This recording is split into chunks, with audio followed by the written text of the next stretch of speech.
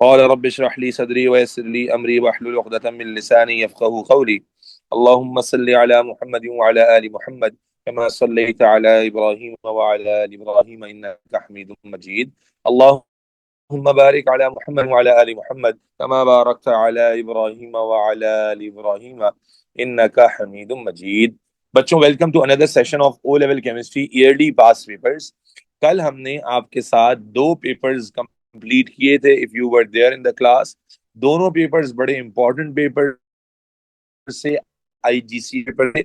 इसमें एक पेपर सबसे latest paper available on the internet February March 2026 का पेपर था, और दूसरा पेपर हमने गालिबन जो है वो अक्टूबर नवंबर तक था।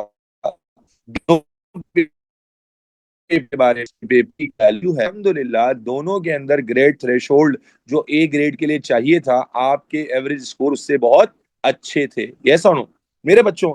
आज हम कौन सा पेपर करने जा रहे हैं? बगैर किसी वक्त ज़या के स्टार्ट करते हैं। फिर वही बात दोहराऊंगा कि जब आप पेपर कर रहे हैं मेरे साथ, तो this is part of your self study, तो एक तो मिस ना करें। दूसरा, अपने पास अगर कोई कंसेप्ट ऐसा है जो रिलेट नहीं हो रहा, कनेक्ट नहीं हो रहा, तो उसको लिख लें अपने पास, और क्लास खत्म होने के बाद उसको अच्छे से रिवाइज करें। अगर वो कॉन्सेप्ट बिल्कुल ही याद नहीं आ रहा, तो अच्छे से उसको लेक्चर से गो थ्रू करें। That is how you identify your week zone and that is how you improve. अगर आपको कोई बात कनेक्ट हो रही है तो अल्लाह का शुक्र अदा करें, और उस अल्लाह के शुक्र से बरकत इंशाल्लाह पैदा होगी। बेटा, आज जो पेपर हम आपको कराने जा रहे हैं वो एक बड़ा स्टैंडर्ड पेपर है, और इस पेपर का ताल्लुक है जीसीएसई सिलेबस से। कल हमने आईजीसीएसई के दो पेपर्स किए थे, आज हम जीसीएसई का पेपर करेंगे, और ये पेपर है 5070 वेरिएंट 22 मई जून 2024 का पेपर। यानी कि वो पेपर जो आपने 1 hour 45 minutes में करना होता है, पौने 2 घंटे में करना होता है। तो ये पेपर इंशाअल्लाह ताला आज हम करेंगे, और अल्लाह के हुक्म से, अल्लाह ने चाहा तो इंशाअल्लाह इसमें भी आपको, अल्लाह ने चाहा तो आसानी ही होगी। फिर वही बात फिर वही बात के लिए दोहरा दूं बेटा मैं, कि बेटा सारे क्वेश्चंस अटेम्प्ट करने होते हैं, कोई चॉइस नहीं होती। याद रखेंगे, सारे क्वेश्चंस अटेम्प्ट करने होते हैं, कोई चॉइस नहीं होती। ब्लैक पेन या डार्क ब्लू पेन यूज करना होता है। डायग्राम या ग्राफ के लिए पेंसिल्स यूज करनी होती हैं। पेपर ये 80 मार्क का होता है। कैलकुलेटर का यूजेज बिल्कुल अलाउ होता है। कैलकुलेटर बिल्कुल यूज करना है, उसी से होगा, बगैर कैलकुलेटर के मत चले जाना। ठीक है जी? तो ये सारी कहानी थी। अब अल्लाह का नाम लेकर इंशाअल्लाह ताला पेपर शुरू करते हैं। Are you all with me? तमाम बच्चे रेडी हैं भाई? तमाम बच्चे रेडी हैं? शुरू करें। नोट्स अपने सामने रखें, अगर आईपैड है तो पेपर डाउनलोड कर लीजिए, और बस अल्लाह का नाम लेकर शुरू करते हैं। टाइम हो रहा है 8:06। बेटा, वेरिएंट 22 है, बता चुका हूं, एक बात 10 दफा नहीं पूछा करो। ठीक है जी? 5070 वेरिएंट 22। चले जी, 8:06 हो रहे हैं, शुरू करते हैं। ठीक है जी? कल मैंने आईजीसीएसई का कराया था, तो बच्चों को लगा होगा सर जानबूझ के आईजीसीएसई करा रहे हैं। भाई, जानबूझ के नहीं, सब आसानी के लिए करा रहे हैं। क्वेश्चन नंबर 1 आ गया है बेटा। लिस्ट दी हुई है, आपको मालूम है क्वेश्चन हमेशा इसी तरह शुरू होता है कि कुछ लिस्ट होती है और उस लिस्ट से रिलेटेड क्वेश्चन होता है। कहता है भाई, each substance can be use once, more than once, और not at all. State which substance is a catalyst in contact process. बेटा, कल भी मैंने रिवाइज किया था, कॉन्टैक्ट प्रोसेस में कौन सा कैटलिस्ट होता है बेटा? याद करें, V2O5। हेबर प्रोसेस में कौन सा होता है? आयरन। है जी? कैटेलिटिक कन्वर्टर में कौन सा होता है? बार बार रिवाइज कराता जाता हूँ। कैटेलिटिक कन्वर्टर में कौन सा होता है? प्लेटिनम। और मार्जरीन सिंथेसिस में कौन सा होता है? निकल। ये आपके सिलेबस के कैटलिस्ट हैं, आपको जब जब मौका मिले रिवाइज करते जाएं। तो यहाँ क्या आंसर होगा बेटा? आप देखें, यहाँ लिखा हुआ है जी, वेनेडियम पेंटाऑक्साइड, वेनेडियम 5 ऑक्साइड। तो आपने लिखा है वेनेडियम 5 ऑक्साइड। क्लियर? कोशिश करनी है, जो जो, जो जल्दी जल्दी हो सके जल्दी जल्दी करें। Dash is a reducing agent in blast furnace. क्या ब्लास्ट फर्नेस सबने पढ़ा हुआ है? बेटा, ब्लास्ट फर्नेस में दो रिड्यूसिंग एजेंट होते हैं। मेन कौन सा होता है? कार्बन मोनोऑक्साइड होता है, सबसे मेन तो यही है, जो क्या करता है, आयरन ऑक्साइड में से आयरन को अलग कर देता है। याद आ रहा है? अगर मैं मोटी बात रिपीट कर दूं, तो carbon monoxide main reducing agent होता है, जो आयरन ऑक्साइड में से आयरन को अलग कर देता था, कार्बन डाइऑक्साइड बना लेता था। लेकिन इसमें एक और रिड्यूसिंग एजेंट भी होता है, और वो खुद कार्बन है। वो खुद कार्बन है। याद है second reaction? What was the second reaction? Second reaction में carbon reduces carbon dioxide to carbon monoxide. Remember बच्चों, इस प्रोसेस में दो रिड्यूसिंग एजेंट होते हैं। कार्बन मेन तो कार्बन मोनोऑक्साइड है, लेकिन कार्बन खुद भी एक रिड्यूसिंग एजेंट के तौर पे काम करता है। क्यों? देखो, कार्बन डाइऑक्साइड को रिड्यूस करके कार्बन मोनो बनाता है ना बेटा। तो याद रखें, ब्लास्ट फर्नेस में दो रिड्यूसिंग एजेंट होते हैं। अब भाई कौन सा दिया हुआ है, जरा देखें। कैल्शियम कार्बोनेट नहीं है, कार्बन क्या है, यस और no? Carbon monoxide is in the list, तो आप यहां लिख देंगे changes, okay, dash changes from white solid to blue solid when water is added। बेटा वाटर इज एडेड, वाटर का टेस्ट क्या बताया था बेटा, कल भी रिपीट किया था। वाटर का टेस्ट दो चीजों से होता है, रिपीट करते जाओ, रिवाइज इसी तरह करेंगे बेटा। रिवीजन का केमिस्ट्री का यही तरीका है, कोबाल्ट क्लोराइड से होता है और कॉपर होता है। ऐसे कोबाल्ट हो जाता है ब्लू से पिंक वाटर के लिए, और कॉपर सल्फेट हो जाता है व्हाइट से ब्लू। यस और नो बेटा? ठीक है, यही टेस्टिंग थी बेटा, रिपीट करते जाएं। तो यहां पर क्या लिखेंगे भाई, copper anhydrous copper two sulphate. Yes और नो बच्चे, everybody? Anhydrous copper two sulphate. कोई मुश्किल? कोई मुश्किल बच्चों? आगे चलते हैं। किल माइ, हाँ भाई, domestic water supply, water treatment में आपने पढ़ा है, वाटर माइक्रोब्स को मारने के लिए क्या यूज होती है, क्लोरीन यूज होती है। Do we have chlorine? Yes, we do have. Everybody getting every point बेटा, समझ समझ के। Chlorine dash empirical formula CH2O। हाँ भाई, ऑर्गेनिक कंपाउंड का होता है, तो ये तो ऑर्गेनिक नहीं है, ये भी ऑर्गेनिक नहीं है, ये भी ऑर्गेनिक नहीं है। अब या तो इसका होगा या इसका होगा, है ना, या इसका होगा। चेक कर लेते हैं। इथेनोइक एसिड क्या होता है बेटा? CH3COOH। CH3COOH का मॉलिक्यूलर फॉर्मूला बताओ।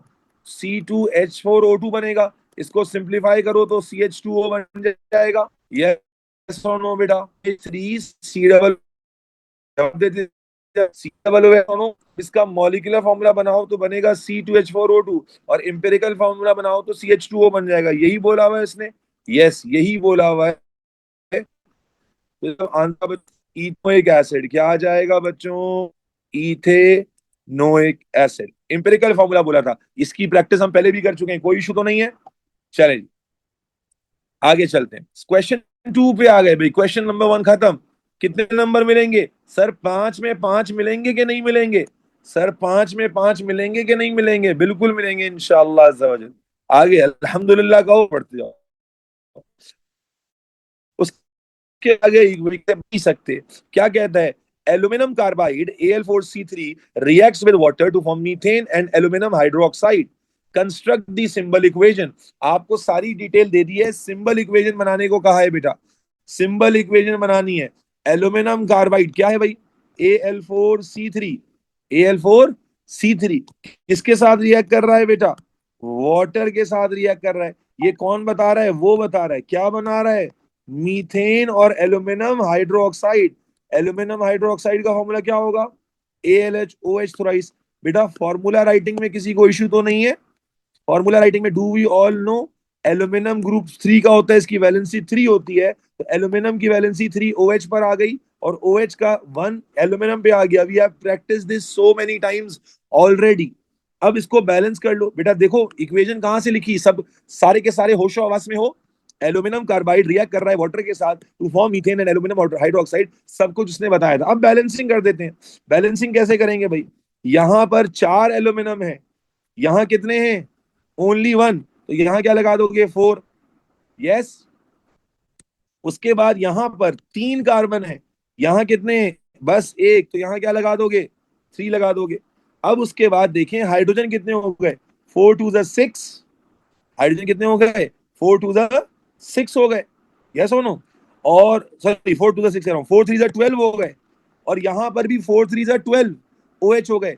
अब मुझे बताओ, 12H और 12OH मिलकर कितने वाटर बनाएंगे? 12 वाटर बनाएंगे। यस, ऐसी सिखाया था कि 12H और 12, देखो यहाँ 12H हो गए और यहाँ 12OH, एक H और एक OH एक वाटर बनाता है। तो 12H और 12OH कितने वाटर बनाएंगे भाई? 12 वाटर। देखो डायरेक्टली बैलेंसिंग होगा ही ना।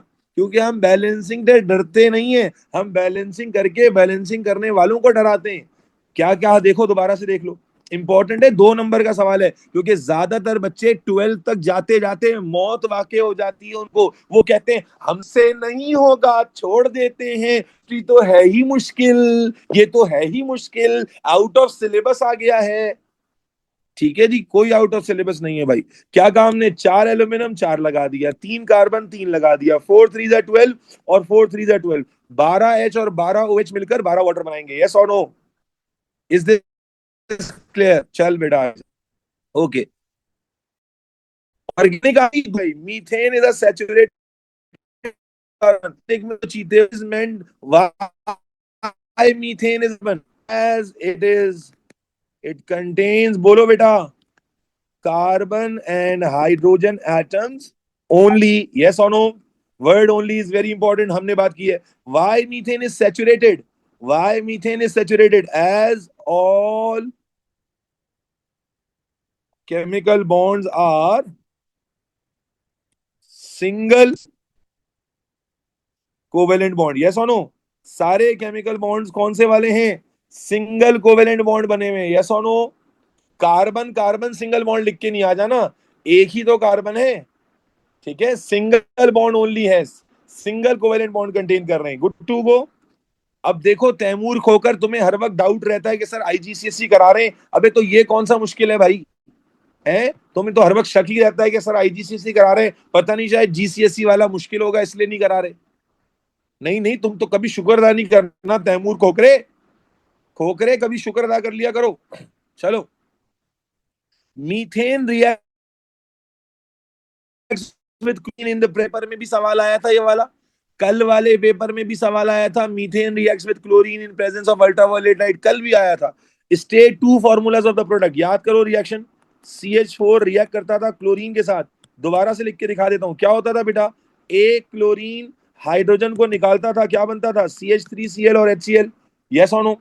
अब कहता है स्टेट दी फॉर्मूला, नेम नहीं, देखो कल उसने नाम पूछा था, आज बोल रहा है फॉर्मूला लिखो। अगर मैं नाम लिख दूंगा तो एक्सेप्ट होगा क्या? नहीं होगा। तो बेटा फॉर्मूला लिखना पड़ेगा। क्या फॉर्मूला है? CH3Cl and HCl। यस और नो? अल्हम्दुलिल्लाह फॉर्मूला भी आता है, अल्लाह का शुक्र। अब यहां अगर कोई क्लोरोमीथेन लिख के आ जाएगा तो क्या एक्सेप्ट होगा?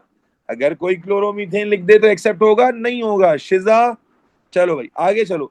Draw dot and cross diagram to show the electronic configuration in a molecule of methane. Dot and cross diagram show only after shell electrons. मेरे बच्चों, मेरे नौनिहालों, मीथेन तुम्हें पता है क्या होता है? क्या होता है मीथेन भाई? ये मीथेन है भाई। कैसे बनाओगे? सेंटर में आया कार्बन, कार्बन पर क्या करोगे? न्यूक्लियस लेबल करोगे या नहीं करोगे? बिल्कुल करोगे। इसकी चारों तरफ क्या लगाओगे? हाइड्रोजन। क्या बात का ध्यान रखोगे बेटा? कि सारे हाइड्रोजन का साइज रफली, सारे हाइड्रोजन का साइज रफली क्या हो? सेम हो। सर क्या हाइड्रोजन को लेबल करना है या नहीं करना? भाई लेबल नहीं करोगे तो फिर नंबर ही कट जाएंगे। उसके बाद आप जानते हैं कार्बन का प्रोटॉन नंबर होता है 6, तो ये है 2,4।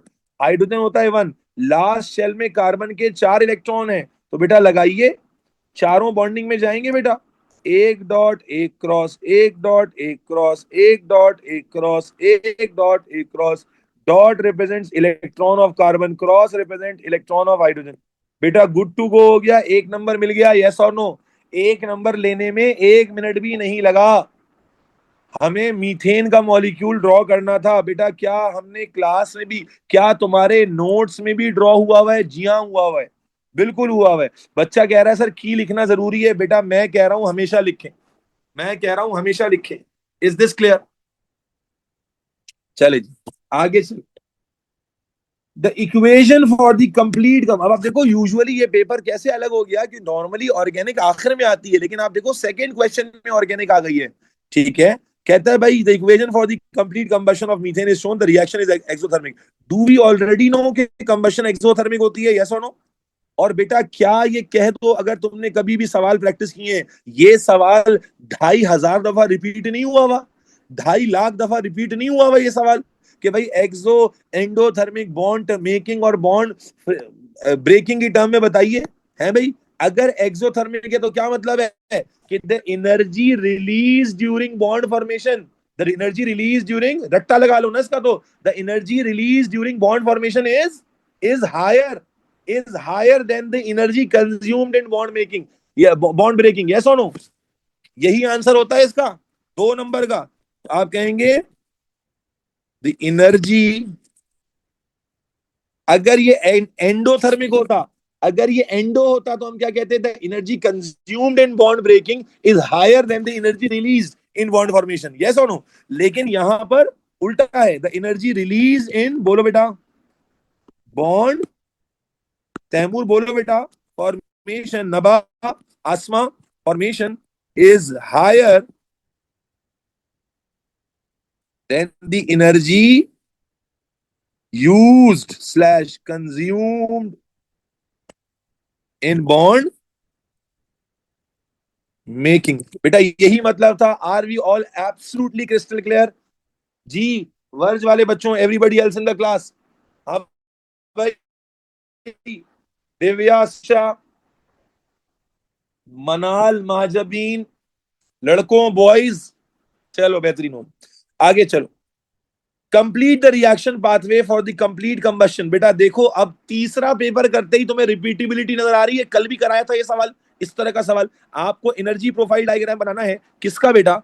एक्सोथर्मिक रिएक्शन का, जो ऊपर दिया हुआ है कंबशन का। रिएक्टेंट लेवल करने, प्रोडक्ट लेवल करना है, एंथैल्पी चेंज लेवल करना है, एक्टिवेशन एनर्जी लेवल करनी है। जल्दी से बताओ, ये डायग्राम ऊपर से नीचे आएगा, नीचे से ऊपर जाएगा?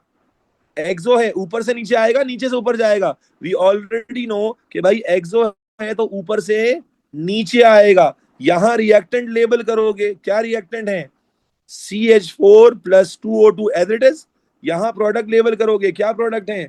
CO2 plus 2H2O as it is. Yes, reactant product label हो गया। स्टेप डाउन डायग्राम है। उसके बाद आप जानते हैं यूं करके ऊपर जाता है, फिर यूं करके नीचे आ जाता है। यस और नो बेटा?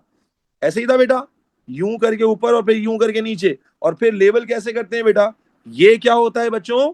What is this part? This is activation energy with a positive sign. Yes और no? And this gap, everybody clear है, was delta H with a negative sign। ये हुआ 3 out of 3 डायग्राम बेटा। Anam Aamir, everybody, Mina, Hasan, Reham, Mustafa, Murtaza, Mujtaba, Mohammad, Ahmad, Ahmad 1, Ahmad 2, are we all good to go बच्चों? Haram, Mehreen, simple diagram है। देखो, reactant level है, टिक, product level है, टिक, इंथैल्पी चेंज लेवल है, टिक, एक्टिवेशन एनर्जी लेवल है, टिक। एरोज करेक्ट होने चाहिए, यस और नो? एरोज बिल्कुल करेक्ट होने चाहिए। अब्दुल हसीब को समझ में आ गया, अल्लाह की इजाजत से उम्मीद है। चलो आगे चल, क्वेश्चन 3 पर आ जाए बेटा। 2 क्वेश्चन कंप्लीट हो गए, क्वेश्चन 3 पे आ गए। कहता है भाई, aqueous hydrogen peroxide decomposes when heated। Okay, reaction दिया हुआ है। अब डेटा आ गया, न्यूमेरिकल आ गया भाई, न्यूमेरिकल आ गया। चले भाई, क्या कहता है भाई? 35 cm³ of 0.266 मोल पर DM³ H2O2। क्या क्या डेटा है भाई? ये क्या है बेटा? वॉल्यूम है। और ये क्या है बेटा? कॉन्सेंट्रेशन है। किसकी? H2O2 की। किसकी है बेटा? H2O2 की। Is completely decompose. Calculate the volume of oxygen. बहुत सिंपल हो गया बेटा, इसका डेटा गिवन है, इसका वॉल्यूम निकालना है। यस और नो? और आंसर में देखो एक बात लिखी हुई है, क्या लिखा हुआ है? Give your answer in 2 significant figure. Give your answer in 2 significant. कोई मुश्किल नहीं है। सबसे पहला स्टेप क्या होता है भाई? सबसे पहला स्टेप क्या होता है? गिवन डेटा को मोल में कन्वर्ट करते हैं। तो सबसे पहले क्या निकालेंगे? Number of moles of H2O2। Formula क्या होगा बेटा? C into V upon 1000। बोलते जाओ बेटा। C की जगह 0.266, वॉल्यूम की जगह 35 अपॉन 1000। बेटा सॉल्व करें, मोल बताएं कितने आ रहे हैं? सॉल्व करें, मोल बताएं कितने आ रहे हैं? Moles of H2O2, moles of H2O2 बेटा सॉल्व करें, कितने आ रहे हैं? 9.31 एक्सपोनेंशियल -3। यही है बेटा? 2-3 बच्चे कंफर्म कर दें, यही है मोल्स है बेटा। अगले जब क्या बताया था सर ने? जब गिवन डेटा के मोल निकाल लेते हैं, फिर क्या करते हैं भाई लक्ष्य साहब? फिर क्या लेते हैं? रेशो लेते हैं। और एटीपी करते हुए, रेशो तो तुम्हारा पानी हो गया ना, किसके दरमियान रेशो लेंगे बच्चों? गर्ल्स, बॉयज, दानियाल, तलहा, लक्ष्य, H2O2 और O2 के दरमियान कितना रेशो है भाई? 2:1 है। 2:1 है। और ये निकाला है तुमने 9.31 एक्सपोनेंशियल -3 रेशो एक्स। चलो बेटा एक्स की वैल्यू निकालो, number of moles of O2 आ जाएगा रेशो करके, क्रॉस मल्टीप्लाई करो, शाबाश, क्रॉस मल्टीप्लाई करो बेटा, कितना आ रहा है 4.65, 4.655 एक्सपोनेंशियल -3। ये क्या आ गए बेटा, मोल्स आ गए। निकालना क्या था, वॉल्यूम निकालना था भाई। और देखो यूनिट क्या लिखा हुआ है, डीएम क्यूब, यूनिट क्या लिखा हुआ है, डीएम क्यूब। अब क्या वॉल्यूम निकाल सकते हैं बेटा, यस और नो बच्चे? क्या फॉर्मूला होता है तैमूर, ठोकरे, फॉर्मूला क्या होता है बेटा, number of mole is equal to volume upon 24,000 क्यों नहीं, 24,000 क्यों नहीं, क्योंकि आंसर हमें किस में देना है, डीएम क्यूब में देना है, नीचे लिखा हुआ है। तो बेटा ये 24 इधर मल्टीप्लाई हो जाएगा, तो 4.655 exponential -3 multiply by 24 is equal to volume. बेटा आंसर बताओ कितना आ रहा है, मुंतहा जब सीएम क्यूब होता है तब करते हैं। क्या आंसर आ रहा है, 0.11172, 0.11172। अब देखो सवाल में बोला था कि दो सिग्निफिकेंट फिगर में आंसर देना है, सवाल में बोला था दो सिग्निफिकेंट फिगर में, तो इसको रिड्यूस कर लो दो सिग्निफिकेंट फिगर पर। तो जब दो सिग्निफिकेंट फिगर पर रिड्यूस करोगे, ऐसे देकर नहीं आ जाओगे, दो सिग्निफिकेंट फिगर पे बेटा रिड्यूस करोगे। अगर ऐसे ही देकर आ जाओगे तो तुम्हें एक मार्क कट जाएगा, जो तुम्हारा नहीं कटना चाहिए, क्योंकि इसमें तो कोई मुश्किल है ही नहीं। तो दो सिग्निफिकेंट फिगर में दोगे तो दैट वुड बी 0 पॉइंट, बेटा बोलिए 11। इज दिस क्लियर बच्चों, यस और नो? अगर आप ये पूरा आंसर लिखकर आ गए तो आपने ये वाली कमांड फॉलो नहीं की, you will lose 1 mark. Everybody clear? चलो आगे कहता है, describe and explain the effect of, describe भी करना है एक्सप्लेन भी करना है, decreasing temperature on the rate. बेटा बच्चा, मेरा बच्चा, सारे बच्चे बता के खुश करेंगे, मेरे बच्चे रेट इफेक्ट होता है, वो कैसे, पोजीशन ऑफ थ्योरी से, कोलिजन थ्योरी से या पोजीशन ऑफ इक्विलिब्रियम से, कोलिजन थ्योरी से। तो मुझे बताएं जब टेम्परेचर डिक्रीज करते हैं तो रेट क्या होता है, जल्दी जल्दी सारे बताओ, कॉन्फिडेंस से छते फाड़ दो, अल्हम्दुलिल्लाह कहो, रेट डिक्रीज हो जाता है। रीजन क्या होता है, रीजन क्या होता है बेटा, रीजन क्या होता है कि जब आप टेम्परेचर कम करते हैं तो काइनेटिक एनर्जी कम हो जाती है, less collision, less effective collision, less rate. Yes और नो, सिंपल है। चलो बेटा, तो क्या लिखेंगे, डिस्क्राइब करते हैं पहले, rate of reaction decrease as particles have lower kinetic energy, therefore याद है भाई, less number of collisions, thus less effective collisions। कोई मुश्किल बेटा, कोई मुश्किल बेटा, दो के दो नंबर मिल गए, अल्हम्दुलिल्लाह। बच्चों समझ गए, आगे चलो। Describe and explain the effect of increasing the concentration of hydrogen peroxide again on the rate। बेटा क्या कॉन्सेंट्रेशन का इफेक्ट रेट पे नहीं पड़ा, कॉन्सेंट्रेशन का इफेक्ट, जब कॉन्सेंट्रेशन बढ़ाते हैं तो what was the keyword, keyword किसको याद है, जब कॉन्सेंट्रेशन बढ़ाते हैं तो there are more number of particles per unit. जब कॉन्सेंट्रेशन बढ़ाते हैं भाई, कॉन्सेंट्रेशन क्या होता है, मोल पर डीएम क्यूब। तो याद करो, there are more number of particles per unit volume, ये वर्ड खा मत जाना। जब भाई ये तो सबको याद है ना, कॉन्सेंट्रेशन बढ़ाते हैं तो पार्ट रेट बढ़ जाता है। क्यों बढ़ जाता है कि भाई एक कमरे में 10 बंदे थे, अब मैंने उसी कमरे में 50 बंदे लेकर आ गया हूं, तो number of particle in a given volume बढ़ गए, और जब बढ़ गए तो कोलिजन ज्यादा होंगे, कोलिजन ज्यादा होंगे तो इफेक्टिव कोलिजन भी ज्यादा होंगे। यस और नो बेटा? तो बेटा यहां पर भी नंबर कोई नहीं कटेंगे इंशाल्लाह। कीवर्ड याद है सारे बच्चों को, कीवर्ड क्या है, नोट्स में लिखे हुए ना फाहद, नोट्स में जाओ ना, मुझसे क्या पूछ रहे हो, यहां मेरा काम है कि मैं आपसे पूछूं, नोट्स में आपने सारे कीवर्ड्स लिखे हुए। सो क्या है भाई, रेट ऑफ रिएक्शन, बोलो बेटा, इंक्रीज होगा डिक्रीज होगा, increase as number of particles per unit volume increase, thus total number of collisions, and therefore successive collisions increase. Are we all good to go? Clear बेटा? Keyword miss नहीं करना है, keyword नहीं लिखा होगा तो जीरो मिलेगा बेटा। सिर्फ आप बताओगे रेट इंक्रीज होगा, एक नंबर मिलेगा। क्योंकि अगर आप ज्यादा डेढ़ होशियार बन रहे हो और सिर्फ ये लिख के आ रहे हो कि टोटल नंबर ऑफ कोलिजन बढ़ जाएगा या इफेक्टिव कोलिजन बढ़ जाएगा, तो ये तो हर जगह होगा। ये तो यहां भी हो रहा है, यहां भी हो रहा है, फिर फर्क क्या है? अगर आप सिर्फ चालाकी से सिर्फ ये लिख कर आ गए कि इफेक्टिव कोलिजन ज्यादा होंगे, फिर फर्क क्या रह जाएगा भाई? Is this clear? चलो आगे चलते हैं। Next question, part D. A sample of aqueous hydrogen peroxide has a pH of 5.5. Suggest which ion is responsible for this pH value? जी बेटा, एसिडिक साइड पर वैल्यू है तो कौन से आयन की वजह से होगी भाई? H positive ion. आगे चलो। A pH meter, ओके बच्चों वाला सवाल है, ये मैं पहले भी करा चुका हूं। A pH meter is used to measure the pH of an aqueous solution.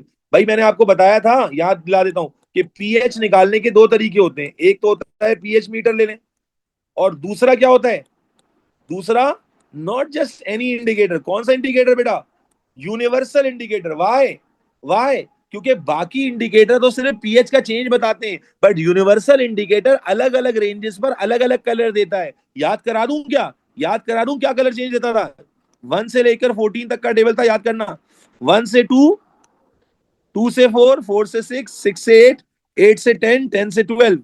क्या होता था? विब की ओर, विब, विब गियोर। 1 से 2 में रेड, फिर ऑरेंज, फिर येलो, फिर ग्रीन, फिर ब्लू, फिर इंडिगो, फिर वॉयलेट। नोट्स के अंदर लिखा हुआ मौजूद है, यस और नो? तो अगर एक सोल्यूशन में यूनिवर्सल इंडिकेटर डालता हूं और वो ग्रीन हो जाता है, तो क्या मुझे पता चल जाएगा पीएच कितनी है उसकी? अगर मैं एक सोल्यूशन में यूनिवर्सल इंडिकेटर डालूं, बताओ बेटा, और वो ग्रीन हो जाए, एस्टिमेटेड पीएच कितनी होगी बेटा?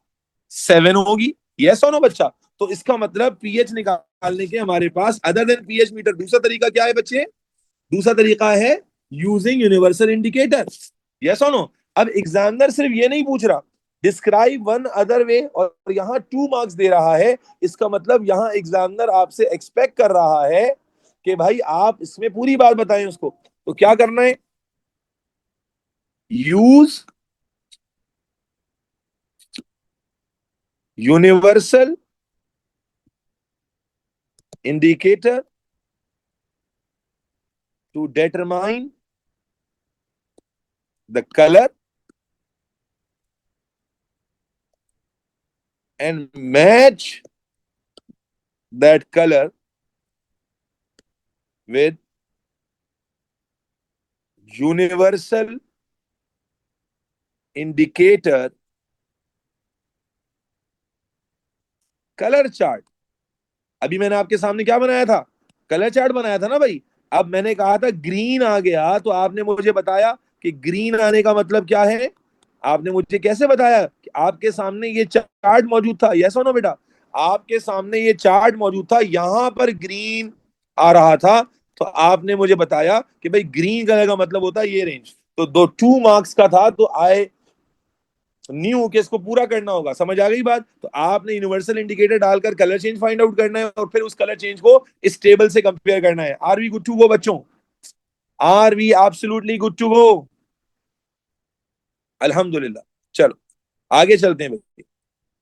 चार्ट तो नहीं बनाना, नहीं नहीं बनाना नहीं है भाई। चलो भाई, calcium bromide is an ionic solid. आप जानते हैं मेटल और नॉन मेटल का कंपाउंड है, आगे लिख भी दिया, आयोनिक सॉलिड है, composed of lattice of calcium ion and bromide ion.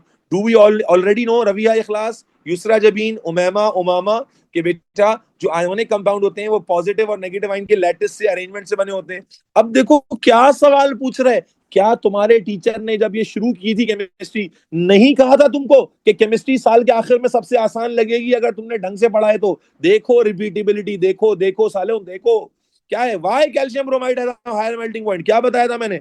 Because of their is a, बोलो, स्ट्रॉन्ग, क्या वर्ड था बेटा? Repeatability, electrostatic forces.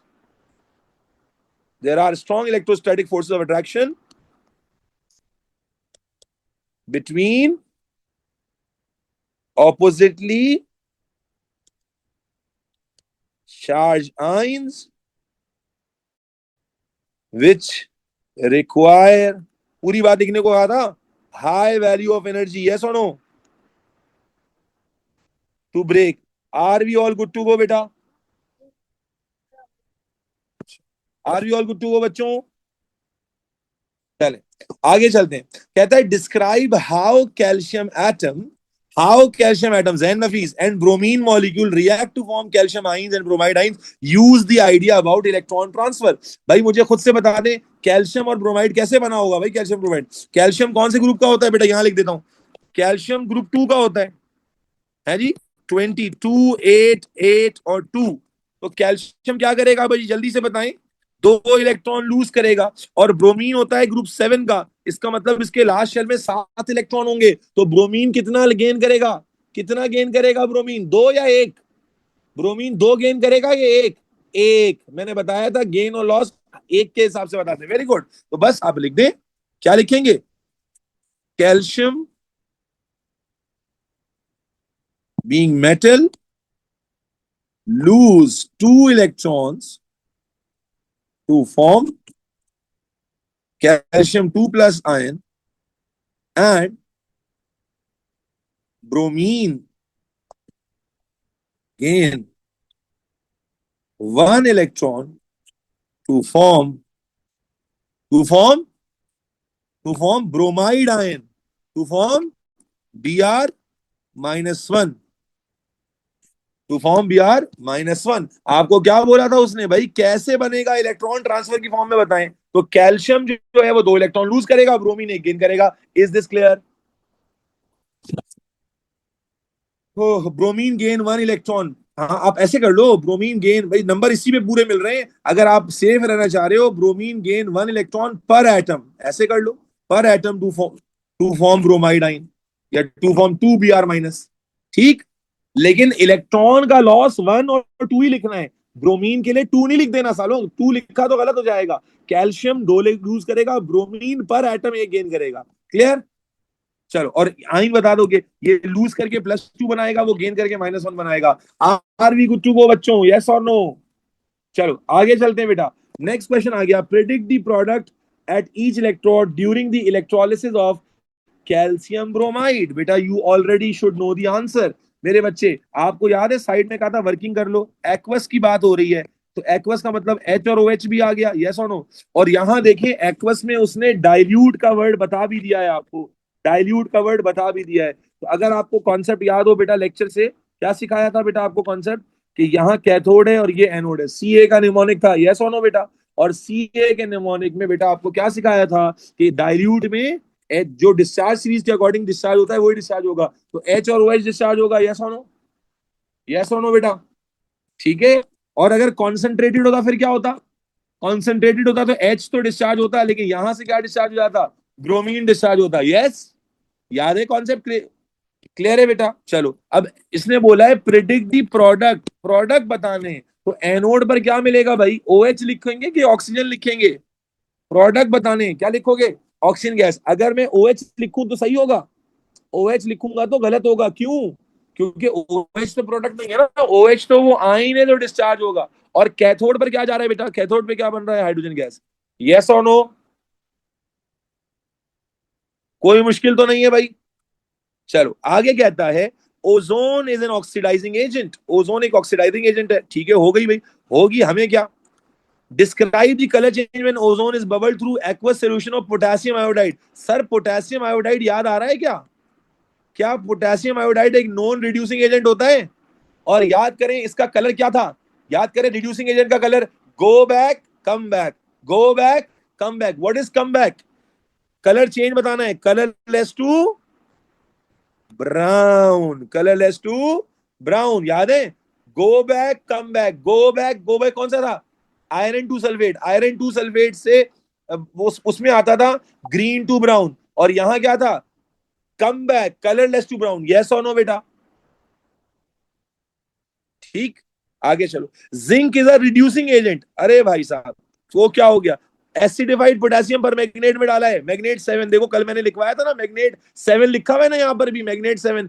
देखा करो, सीखा करो, मैग्नेट 7 लिखा हुआ है। बताइए कलर चेंज क्या होता है भाई? क्या था? Please come oh God please come, oh God please come, oh God please come, oh God अल्हम्दुलिल्लाह। तो क्या कलर चेंज होगा?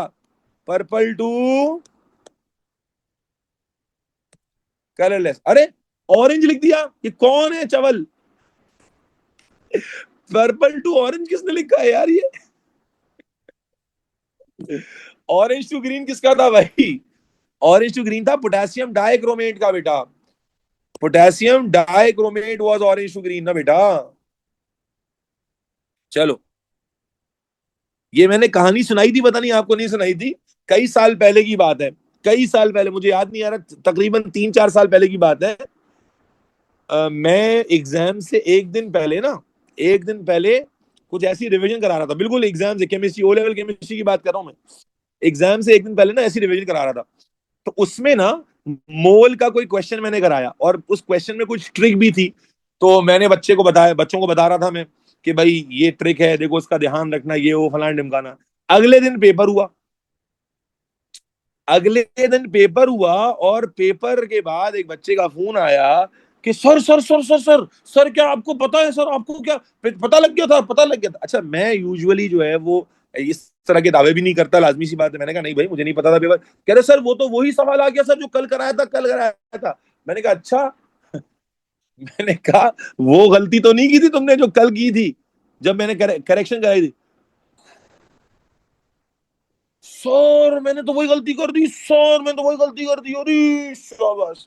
उसके बाद उसको पूरे पेपर का कोई गम नहीं था, यही गम था कि उससे वही गलती दोबारा हो गई जो मैंने कहा था नहीं करनी। मैंने कहा तुम्हें अब जूते नहीं पड़ने चाहिए, तुम्हें कीचड़ में गोबर में डुबो कर ना, वो भी गधे के गोबर में, गधे के गोबर में डुबो कर चप्पलें लगानी चाहिए। चलो, अच्छा भाई, अब ये बच्चों वाला सवाल आ गया, आपने देखा था रिडॉक्स के अंदर हमने इस तरह के सवाल देखे थे।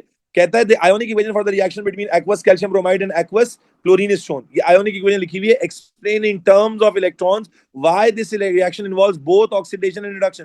भाई बोथ ऑक्सीडेशन रिडक्शन क्यों हो रही है, आए देख लेते हैं। आप देखें यहाँ बी आर का चार्ज कितना है बेटा, -1 है, सबको दिख रहा है। बेटा इसकी प्रैक्टिस हमने रिसेंटली रिवीजन में भी की थी। बेटा बी आर पर -1 सबको दिख रहा है, क्लोरीन पे कुछ नहीं लिखा हुआ तो क्या होगा? क्लोरीन पे कुछ नहीं लिखा हुआ तो क्या होगा बेटा? 0 होगा। फिर यहाँ ब्रोमीन पे कुछ नहीं लिखा हुआ तो एलिमेंट आपको पता है 0 होता है, और यहाँ क्लोरीन पे क्या लिखा हुआ है? -1 लिखा हुआ है। अब अगर आप गौर से देखें तो क्लोरीन 0 से -1 जा रहा है, 0 से -1 जा रहा है बेटा, क्या हो रहा है? Decrease in oxidation. Decrease in oxidation is reduction, तो क्लोरीन क्या हो रहा है बेटा? रिड्यूस। और यहां देखें बी आर को, तो बी आर -1 से 0 पे जा रहा है, increase in oxidation. Increase in oxidation is oxidation, yes और नो? अब इसने बोला है कि भाई इन टर्म्स ऑफ इलेक्ट्रॉन बताएं कि ऑक्सीडेशन रिडक्शन दोनों कैसे हो रही है। तो आप बोलोगे Br-1, बी आर नहीं बेटा, Br-1 इज शोइंग, क्या showing? Oxidation by loss of electron. Chlorine, chloride नहीं, chlorine Cl2 is showing reduction by, बेटा ये समझ में आई बात या नहीं आई? रेडॉक्स में यही तो आता है थ्योरी में। भाई ये -1 से 0 जा रहा है, तो भाई ये लॉस ऑफ इलेक्ट्रॉन शो कर रहा है। चाहे तो आप यहां लिख दें ब्रैकेट में -1 टू 0, और यहां पर 0 टू -1। Is this clear? ये लिख दो -1 to 0, 0 to -1। Is this clear? Is this clear? सवाल मुकम्मल हो गया बेटा, आगे चलते हैं। सवाल मुकम्मल, next question, question number 5। When a sample of zinc carbonate, देखो रिवर्सिबल रिएक्शन आ गया, रिवर्सिबल रिएक्शन के दिमाग में कंसेप्ट ले आओ बेटा। रिवर्सिबल रिएक्शन आ गया, the forward reaction is endothermic. क्या बता दिया इसने कि फॉरवर्ड रिएक्शन कैसा है बच्चों? एंडोथर्मिक है, ये उसने बताया है। The temperature of the close system is decrease, क्या कहता है? टेम्परेचर को क्या कर दिया? डिक्रीज कर दिया। प्रेशर को कांस्टेंट रखा। Predict how the position of equilibrium of this reaction is affected. मेरे बच्चों क्या देखा आपको बेटा, याद करवाया था, क्या याद करवाया था? अगर आपको याद हो कि ये एंडोथर्मिक है, तो इसका मतलब इंक्रीज इन टेम्परेचर। हाँ भाई आईयूएसएस वालों, इंक्रीज इन टेम्परेचर क्या करेगा? फेवर करेगा फॉरवर्ड को, और डिक्रीज इन टेम्परेचर फेवर करेगा बैकवर्ड को, यस और नो? ऐसा ही है। याद कीजिए, आपको बताया था एंडोथर्मिक क्या है, जिसको हीट चाहिए तो इसे हीट देने से फायदा होता था, तो ये तो एंडोथर्मिक था, इसे हीट देनी थी, याद आ रहा है? और ये कह रहा है टेम्परेचर को क्या कर दिया हम लोगों ने, डिक्रीज कर दिया है। तो बेटा फॉरवर्ड में शिफ्ट आएगा बैकवर्ड में शिफ्ट आएगा, जल्दी से बताएं। बैकवर्ड शिफ्ट आएगा, वेरी गुड। तो आप क्या बोलेंगे, position of equilibrium shift to left hand side और बैकवर्ड शिफ्ट, क्यों क्यों, एज बैकवर्ड रिएक्शन इज, हाँ भाई फॉरवर्ड एंडोथर्मिक था ना, बैकवर्ड कैसा है, as backward reaction is, answer कैसे लिखते हो बच्चों, as backward reaction is Anam Aamir exothermic, yes और नो? फॉरवर्ड एंडोथर्मिक था ना, तो बैकवर्ड रिएक्शन क्या है, एक्सोथर्मिक है, यस और नो बच्चा? ऐसे ही आंसर लिखते हैं, कई बार ये रिपीट हो चुका हुआ है। तो आपने कहा एंडोथर्मिक को हीट चाहिए थी, देने में फायदा था, नहीं दी तो नुकसान, यानी बैकवर्ड शिफ्ट आएगा, क्यों, क्योंकि बैकवर्ड रिएक्शन एक्सोथर्मिक है। चलो आगे चलो।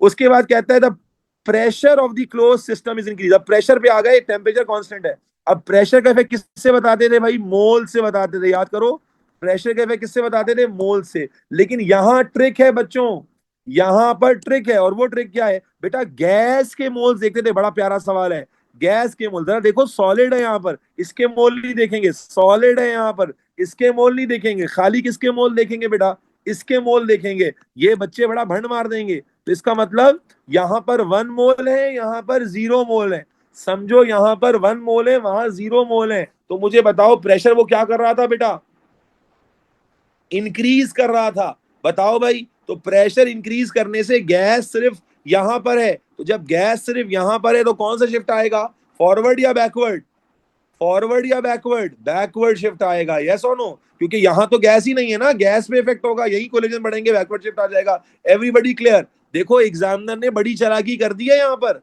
बड़ी चालाकी कर दी है, अगर आपने सॉलिड को इग्नोर कर दिया तो काम खराब हो जाएगा। प्रेशर का इफेक्ट मोल पर नहीं, गैस के मोल्स पर होता था, यस और नो?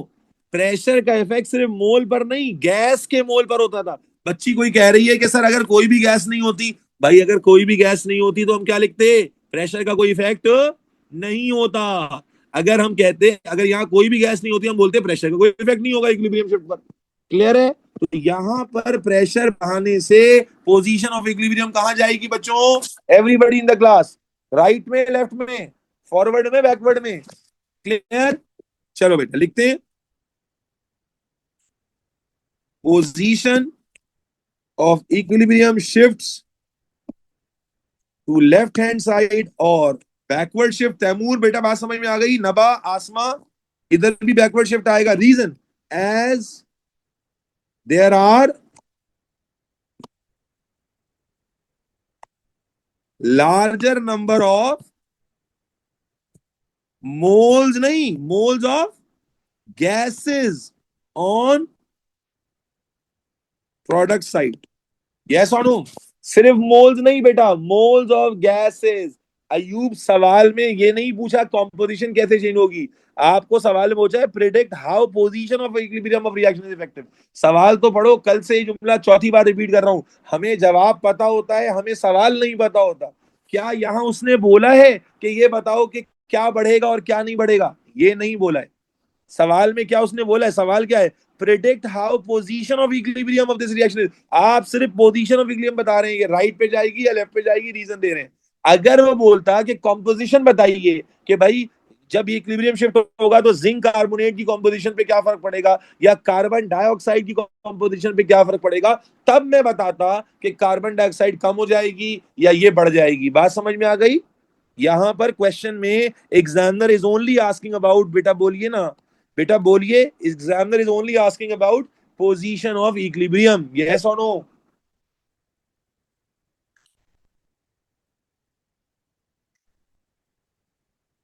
आगे चलते हैं, बैकवर्ड शिफ्ट लिख सकते हैं, बिल्कुल लिख सकते हैं, मैंने लिखा भी है, ये लिखा हुआ नजर नहीं आ रहा आपको, बैकवर्ड शिफ्ट बिल्कुल लिखा हुआ है, दिखे ना आप, दिख रहा है? चले, ओके बेटा, मोल का सवाल आ गया, फिर से मोल का सवाल आ गया। Calculate the maximum mass of zinc oxide that can be made from 4.3323 gram of zinc carbonate. बाजों के लिए मुश्किल होता होगा, अल्हम्दुलिल्लाह आपके लिए नहीं है। जिंक कार्बोनेट इक्वेशन में लिख देता हूं यहां पर दोबारा से। इक्वेशन ये लिखी हुई है, zinc carbonate gives zinc oxide plus carbon dioxide. आपको कहता है इसका कितना मास है बेटा, 4.23 है, तो बताइए इसका मास कितना बनेगा। बेटा सिंपल क्वेश्चन है, यस और नो। सबसे पहले क्या करोगे, जल्दी से बताओ। नंबर ऑफ मोल्स निकालोगे किसके, जिंक कार्बोनेट के। एवरीबडी यस और नो। फॉर्मूला क्या होगा, मास गिवन है तो मास अपॉन, बोलते जाओ, मास अपॉन एम आर। मास की जगह 4.23। पीरियोडिक टेबल में जाके बाकी चीजों का, जिंक का मास होता है 65, कार्बन होता है 12, ये होता है 16 × 3। सॉल्व करो सॉल्व करो सॉल्व करो। 65 प्लस 12 प्लस 16 × 3, 125 आ गया। 4.23 डिवाइडेड बाय 125 इज 0.0338। यस और नो, ठीक है जी। इसके बाद आप रेशो करोगे, रेशो सेम है बेटा। क्या 1:1 का रेशो है, ऐसा नो बेटा। जब रेशो 1:1 का है तो टाइम बचाएंगे। आपके पास number of moles of zinc oxide भी कितना आ जाएगा, सेम आ जाएगा, 0.338। यस और नो। उसके बाद आपको निकालना है मास, तो फॉर्मूला लग जाएगा मास अपॉन एम आर का दोबारा से, और एम आर इधर आकर मल्टीप्लाई हो जाएगा। यस और नो। तो अब नंबर ऑफ मोल्स आपके पास है 0.0338, मल्टीप्लाई बाय एम आर क्या होगा, 65 प्लस 16। तो 65 प्लस 16 कितना होता है भाई, 65 प्लस 16 इज 81, मल्टीप्लाई बाय 0.0338, कितना आ रहा है, 0.273 यस और नो।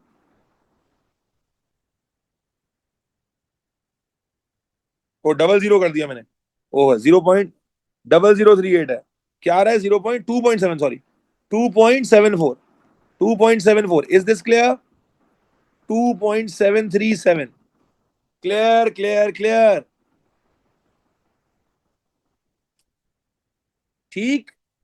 कोई मुश्किल तो नहीं है भाई। भाई यही स्टैंडर्ड प्रोटोकॉल पढ़ा है हमने। ये डेटा को मोल्स में कन्वर्ट करते हैं, मोल टू मोल रेशियो लेते हैं, फिर फॉर्मूला लगा के मास वॉल्यूम जो निकालना निकाल देते हैं। आगे चलो भाई। कहता है जिंक ऑक्साइड, तवज्जो रखिएगा सवाल पर बेटा। Zinc oxide reacts with both sodium hydroxide and dilute hydrochloric acid. Why why why why? Zinc oxide NaOH से भी रिएक्ट कर रहा है और HCl से भी। क्यों? किसी बावले टीचर ने तुम्हें पढ़ाया था कि अली जिया गए पब। अब देखो, कल जब मैं पेपर करा रहा था तो AL आया था, याद है? कल पेपर में एल्यूमिनियम ऑक्साइड के लिए यही चीज आई थी। फेब्रवरी मार्च वाले पेपर में याद करो, एल्यूमिनियम के लिए यही आया था, अगर याद हो तुम्हें। ठीक है, आज ये जिंक के लिए आ गया, तो क्या उखाड़ लिया इसने। ठीक है जी। अब कहता है but carbon dioxide only reacts with sodium hydroxide. Carbon dioxide कैसी ऑक्साइड होगी, एसिडिक। कार्बन डाइऑक्साइड कैसी ऑक्साइड होगी, एसिडिक। तो ये सिर्फ किससे रिएक्ट कर रही है, देखो बेस से रिएक्ट कर रही है। एग्जामिनर ने मुफ्त के नंबर बांटना चाहे हैं, उसने पूछा है ऐसा क्यों, कि कार्बन डाइऑक्साइड तो सिर्फ रिएक्ट कर रही है NaOH से, लेकिन जो जिंक ऑक्साइड है वो दोनों से रिएक्ट कर रही है। बच्चों वाला सवाल है। 2 नंबर किस चीज के मिलेंगे, explain why. Zinc oxide is amphoteric, therefore can react with, भाई एम्फोटेरिक की प्रॉपर्टी है ना, both acid and bases. Yes और नो बेटा, acid and alkalis. However, हाँ भाई, however, बोलो, carbon dioxide is an acidic oxide. Yes, कोई मुश्किल तो नहीं है।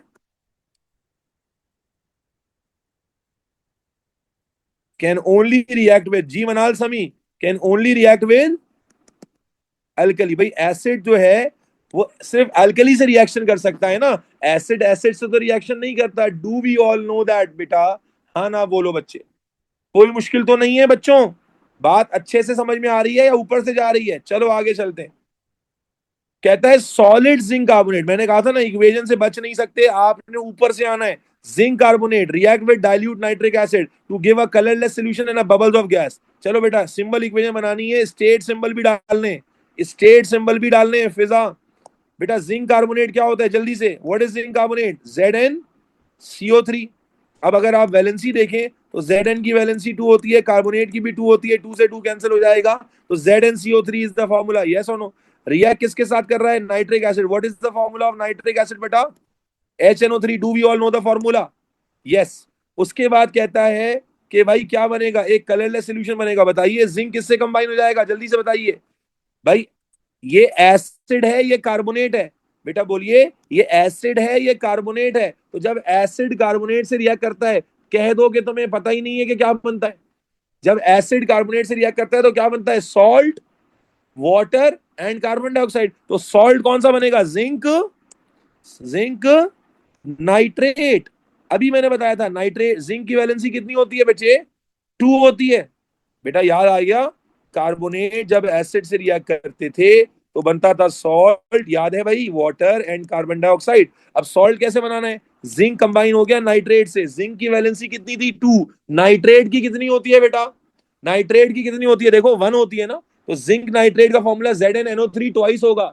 2 नंबर ऐसे ही नहीं मिलेंगे, याद है? साथ में आसान है, बस सॉल्ट सही बना लो, वाटर एंड कार्बन डाइऑक्साइड। अब बैलेंस कर लो, बैलेंस करो। एक जिंक 2 नाइट्रेट, तो यहां क्या लगा दोगे? 2 लगा दोगे। जैसी 2 लगाया 2H आ गए। 2H ऑलरेडी है, बाकी इक्वेशन बैलेंस है। बाकी इक्वेशन ऑलरेडी बैलेंस है, बस यहाँ 2 लगेगा। Is this clear? स्टेट्स बतानी। अब स्टेट बताना कोई मुश्किल नहीं है। ऑल कार्बोनेट्स आर, बोलो, all carbonates are insoluble except sodium potassium ammonium. इसका मतलब ये क्या होगा? सॉलिड होगा। ये तो लिखा हुआ भी था। फिर नाइट्रिक एसिड एसिड है, all acids are soluble. Yes और no? All acids are soluble, तो एक्वस होगा। फिर ऑल नाइट्रेट्स आर सॉल्युबल, तो जिंक नाइट्रेट एक्वस होगा। वाटर लिक्विड होगा, कार्बन डाइऑक्साइड गैस होगी। कौन सा मुश्किल है भाई? स्टेट सिंबल बताना कौन सा मुश्किल है? सिर्फ डर का गेम है। वाटर के लिए लिक्विड आ जाएगा, कार्बन डाइऑक्साइड के लिए जी आ जाएगा। ऑल नाइट्रेट्स आर सॉल्युबल, तो इसके लिए एक्वस आ जाएगा। यहां भी एक्वस आ जाएगा, यहां सॉलिड आ जाएगा। यस और नो?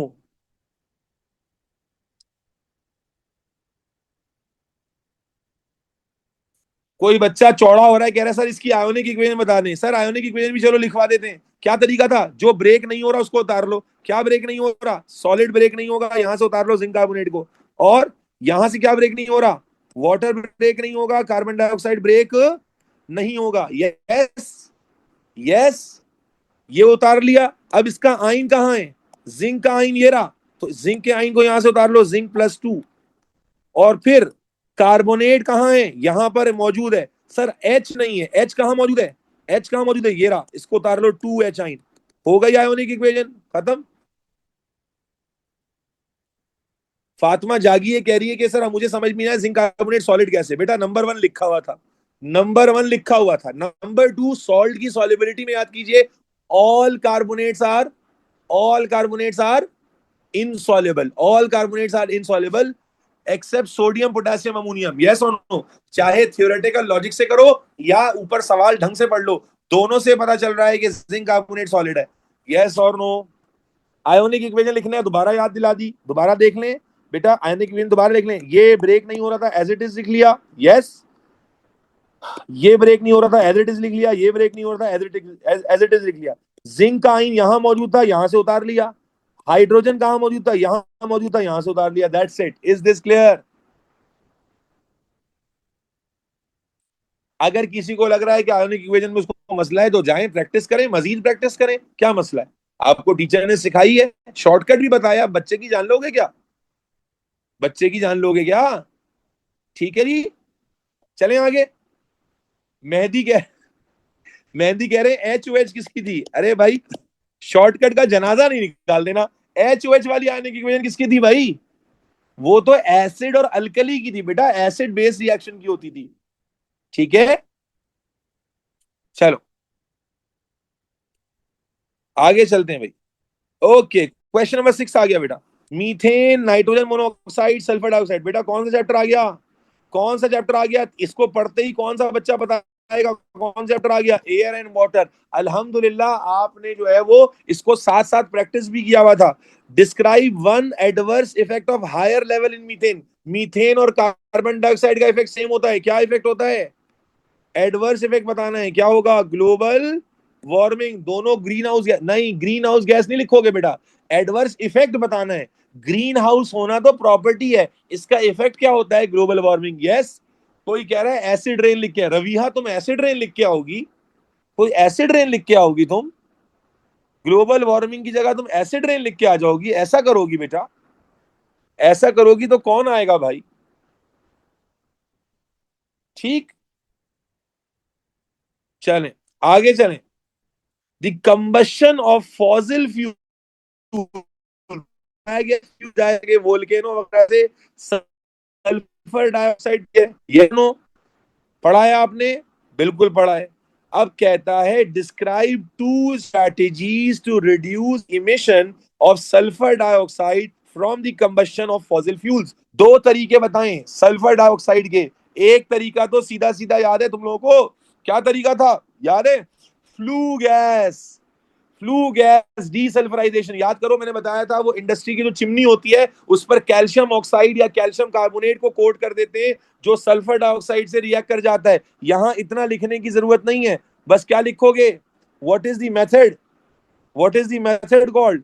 याद करो, मैंने तुम्हें बताया था कि कैल्शियम ऑक्साइड या कैल्शियम कार्बोनेट की जो वो जो इंडस्ट्री में चिमनी होती है उसके साथ ये सारा चूना लगा देते हैं, जब सल्फर डाइऑक्साइड गुजर रही होती है तो ये रिएक्ट कर जाता है।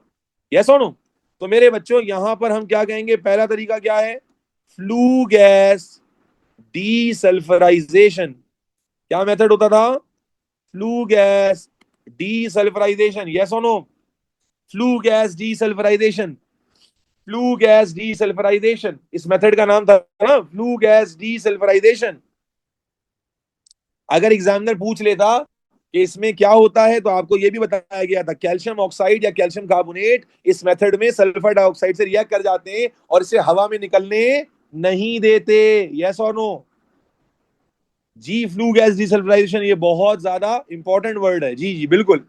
दूसरा तरीका क्या है? ये तो एक तरीका है, दूसरा तरीका क्या है बेटा? दूसरा तरीका ये है कि आप फॉसिल फ्यूल्स पर रिलाय ना करें, बल्कि renewable source of energy use करें ना। जमीन से निकाल के फ्यूल क्यों यूज करना है? सोलर एनर्जी यूज करें, आप hydrostatic hydro power energy use करें। यस और नो बेटा? भाई दूसरा तरीका क्या है? उसने कहा था ना फॉसिल फ्यूल से हो रहा है, तो शिफ्टिंग टूवर्ड्स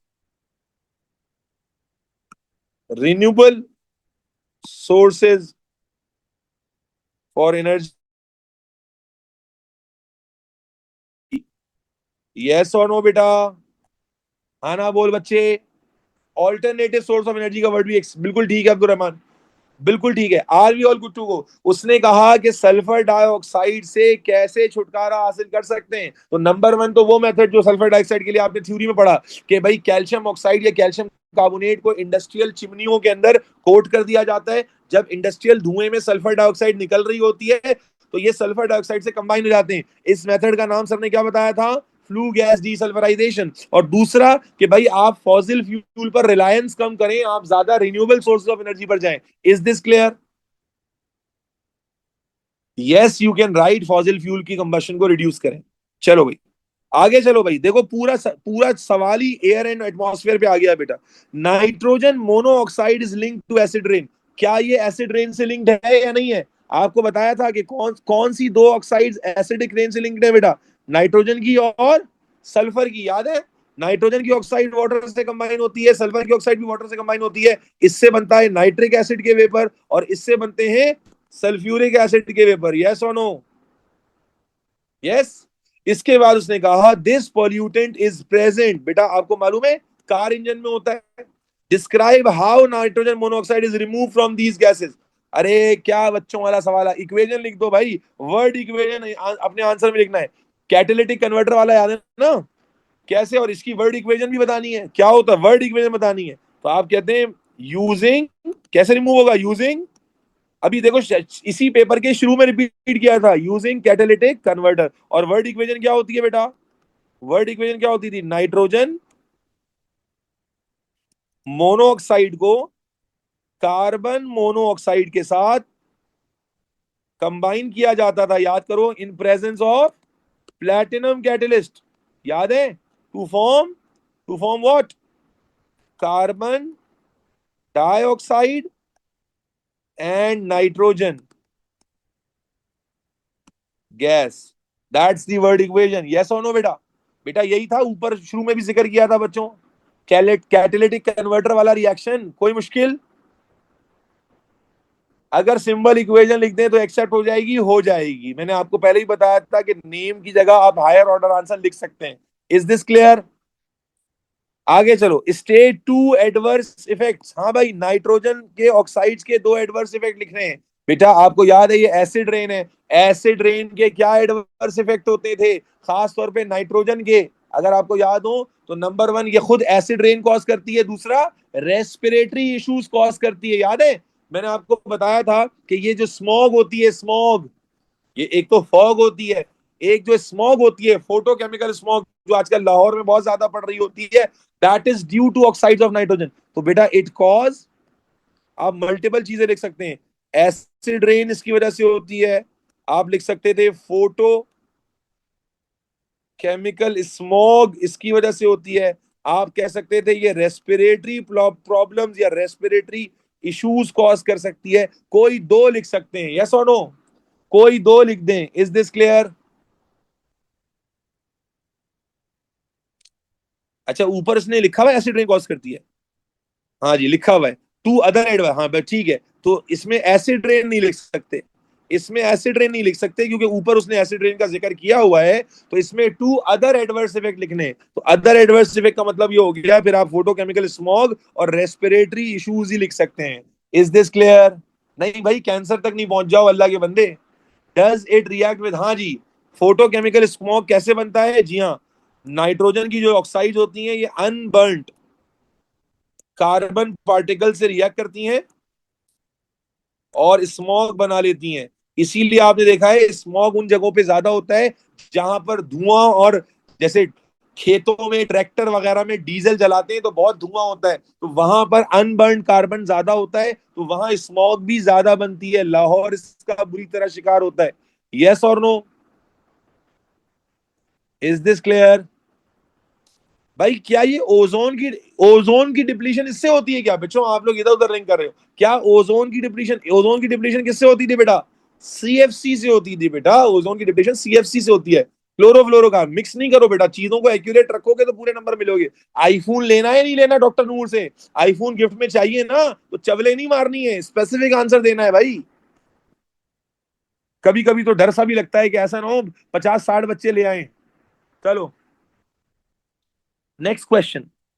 कहता है भाई oxygen is a gas at room temperature, sulphur is solid. कहता है ऑक्सीजन गैस है, सल्फर सॉलिड है। ठीक है भाई। A sample a sample of oxygen has a volume of 540 cm cube at a room temperature and pressure. Oxygen gas है, sulphur solid है। कहता है ऑक्सीजन को जो वॉल्यूम है वो 540 cm क्यूब है। The temperature of the sample is increase but the pressure is unchange. Temperature को हमने सेम इंक्रीज कर दिया, प्रेशर सेम रखा। डिस्क्राइब, बड़ा प्यारा सवाल है। अब देखो बिल्कुल उल्टा पेपर है, शुरू के चैप्टर का सवाल अब आ रहा है। Describe and explain in terms of kinetic particle theory what happens to the volume of the sample. मुझे बताओ गैस को जब हम टेम्परेचर देंगे तो मुझे बताइए गैस का वॉल्यूम सेम रहेगा, कम हो जाएगा, बढ़ जाएगा? Do you all know it already या नहीं? Yes we already know it. क्या होता है? गैस का वॉल्यूम बढ़ जाता है। रीजन एक्सप्लेन भी करना है। रीजन क्या है बेटा?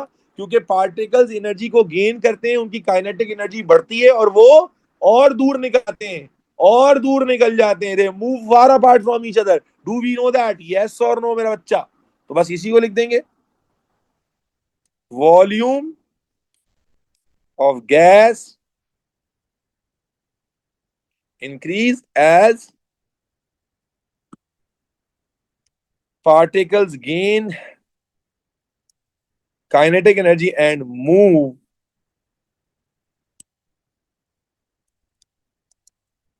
further apart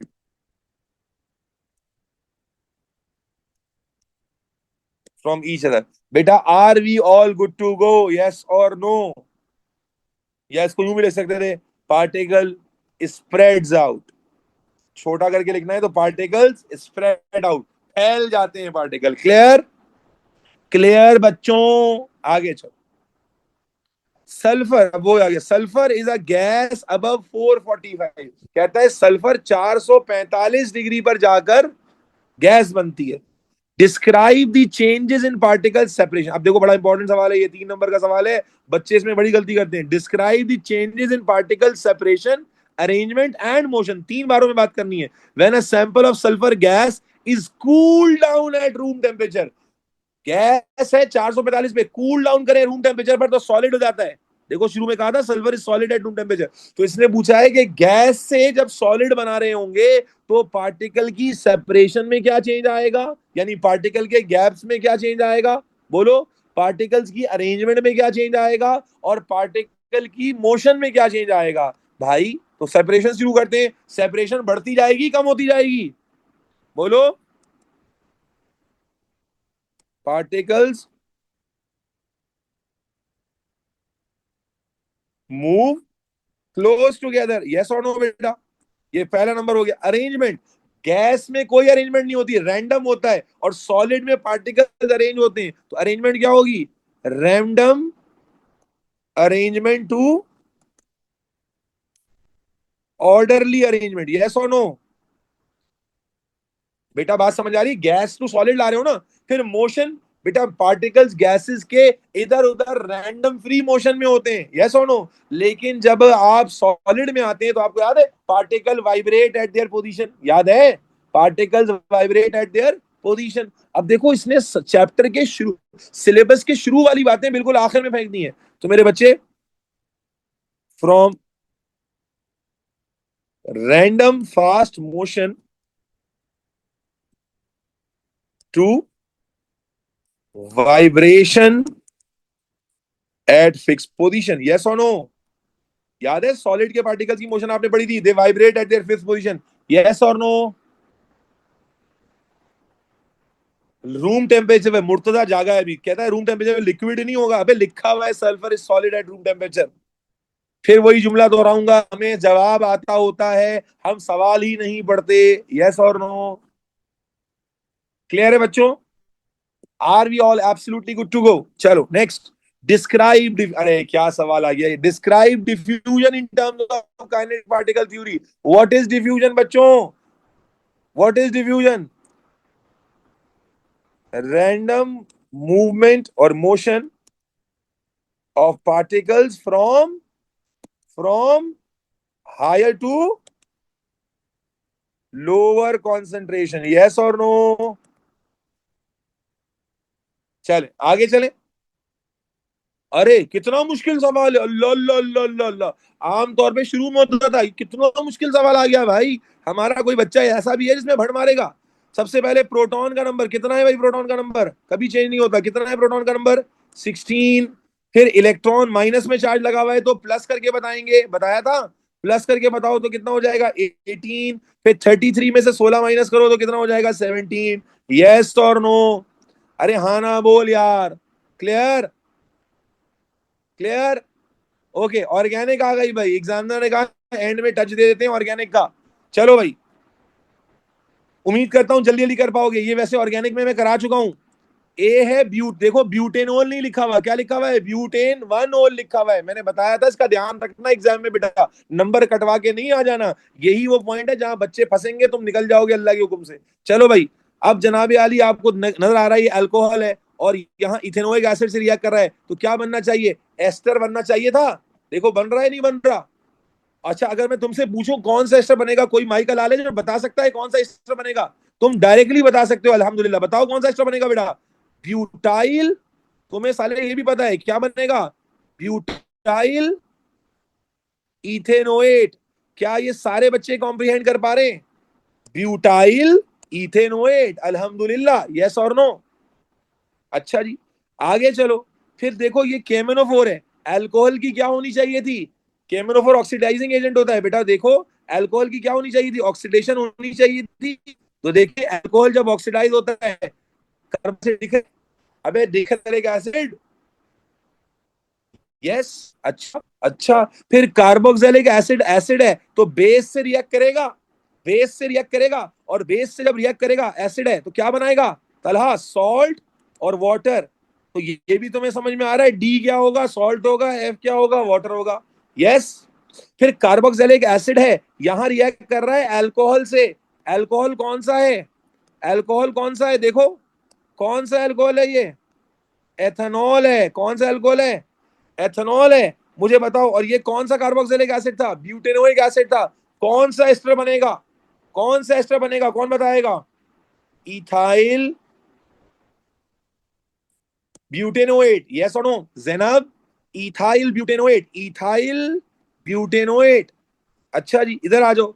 ये कार्बोक्सिलिक एसिड है सर, कार्बोनेट से रिएक्ट करते हैं एसिड से? नहीं करते, बिल्कुल करते हैं। जब करते हैं तो क्या बनाते हैं? सॉल्ट बनाते हैं, कार्बन डाइऑक्साइड बनाते हैं, वाटर बनाते हैं। सब कुछ समझ में आ रहा है फ्लो चार्ट में? यही पूछा हुआ होगा उसने।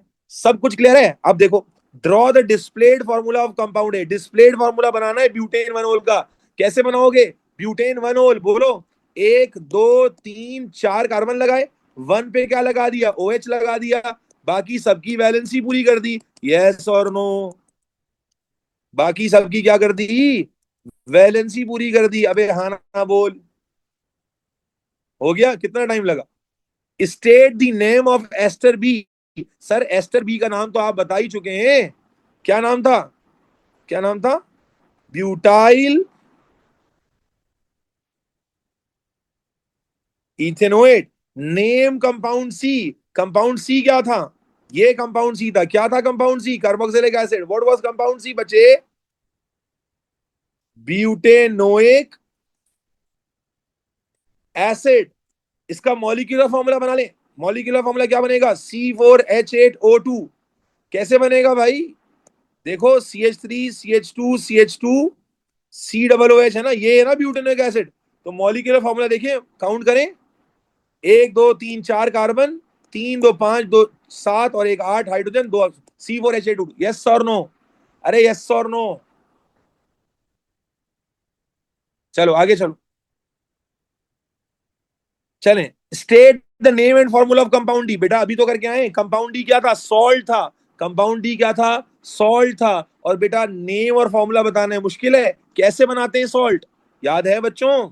सॉल्ट कैसे बनाते थे? ये C3H7COOH जब रिएक्ट करता है सोडियम हाइड्रो ऑक्साइड के साथ, क्या बताया था? कार्बोक्सिलिक में से H को हटाना है और उसकी जगह किसको लगाना है? मेटल को लगाना है। एच को हटाना था, मेटल को लगाना था, यही सिखाया था। तो क्या हो जाएगा formula? C3H7C OO Na। Yes और नो? और नाम क्या होगा इसका? नाम क्या होगा बेटा? सोडियम ब्यूटेनोएट। सोडियम ब्यूटेनोएट। यस और नो? भाई कैसे नाम देते हैं? ये सोडियम आ गया, ये ब्यूटेनोएट आ गया। यस और no everybody in the class? Ajlan, Hasan, Zulfiqar, Adan, Lakshya, Talha, Haram, Ammar, Taimur, Khokhar, Hassan, Hasan, Hasnain, Ayub, Shahzain. Clear? Okay. State the formula of gas E and liquid F. Gas क्या था भाई? What was the gas? Carbon dioxide. Liquid क्या था? वाटर था। यस और नो? आगे चलो। Draw the structural formula of ester G. Structural formula ester G का क्या है? एस्टर जी भाई इथाइल ब्यूटेनोएट था। क्या था? इथाइल ब्यूटेनोएट। स्ट्रक्चरल फॉर्मूला बनाना है, क्या करेंगे? COO लिखेंगे। यस और नो? COO लिखेंगे। यस और नो? अब बताओ इथाइल कहां लगाऊं, सी पर या ओ पर? इथाइल कहां लगाऊं, सी पर या ओ पर? ओ पर। क्या आ जाएगा? C2H5।